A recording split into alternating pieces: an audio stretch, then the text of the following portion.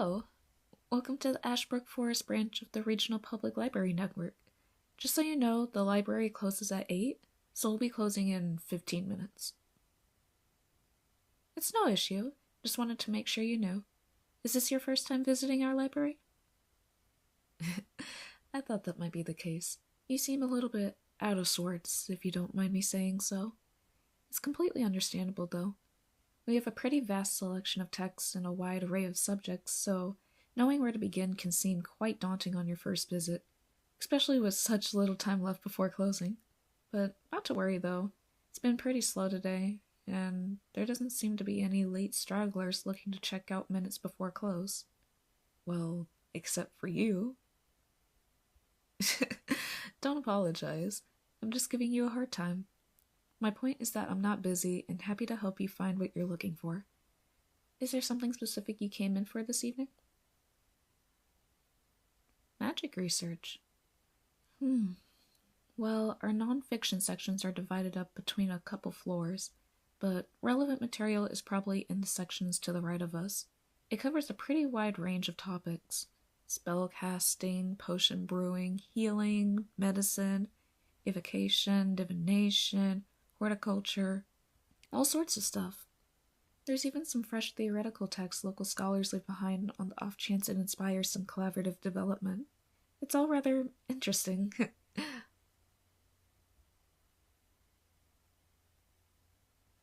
Well, what kind of magic are you researching? You know, I can't help you find what you're looking for if you don't tell me what it is. No, there's nothing to be embarrassed about. I mean, I am a librarian.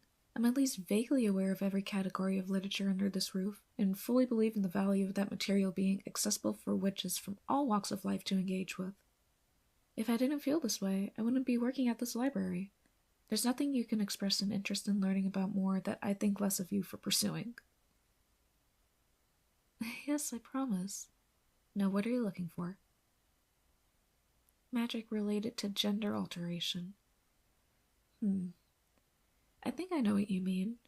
We've actually got a whole section dedicated to related subject matter. I'll take you to it.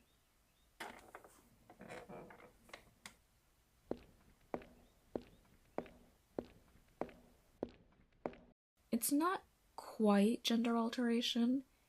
That's not something anyone is really all that interested in doing, changing someone's gender. I mean, gender is such a centrally held feeling as to who we each individually are. It'd be rather morally questionable to try and alter someone's core being in such a way as to make them someone they're not. Instead, the field of study is interested in using magic to affirm one's gender identity in the cases where experience incongruence manifests, such as what's experienced physically, emotionally, socially, and so on. Yeah, it's really quite interesting.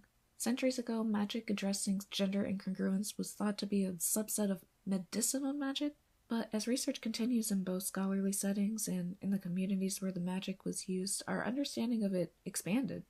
Modern texts on the matter view it as a categorically distinct, existing in intersections between medicinal magic and a whole host of other types of magic, theories, and philosophies.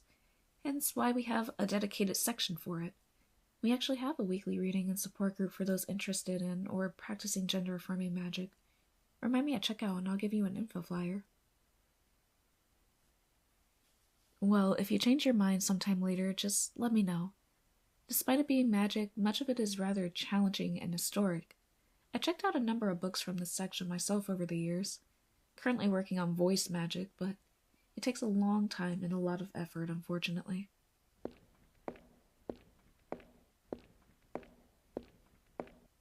Anyway, here we are. Yep, starting from here and going all the way over there. Like I said, our selection is quite extensive. Not to worry though, it's divided into sections based on style of practice. Are you looking for books on magic performed on oneself, magic performed to aid others, or less practice-focused and more theoretical texts?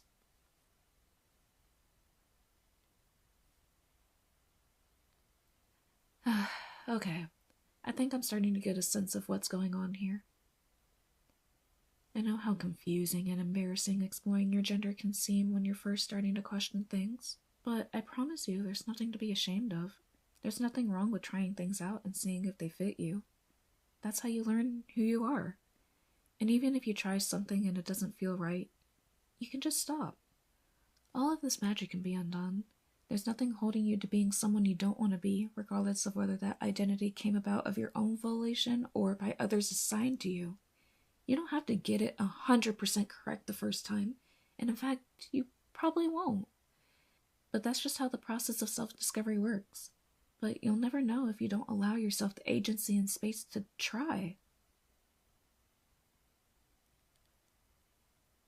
Okay, how about this? I'll leave you some space and start closing up the library. That way the library will be closed, and once you're ready to check out, you can be sure that the only one who will see your book selection is me at the register. And I promise you, I will not judge for whatever topics you choose. Like I said, we carry these books for a reason, so that those who are interested can read them. So just pick out whatever books seem right for you, and whenever you're ready, bring them up to the register. I'll be waiting for you there.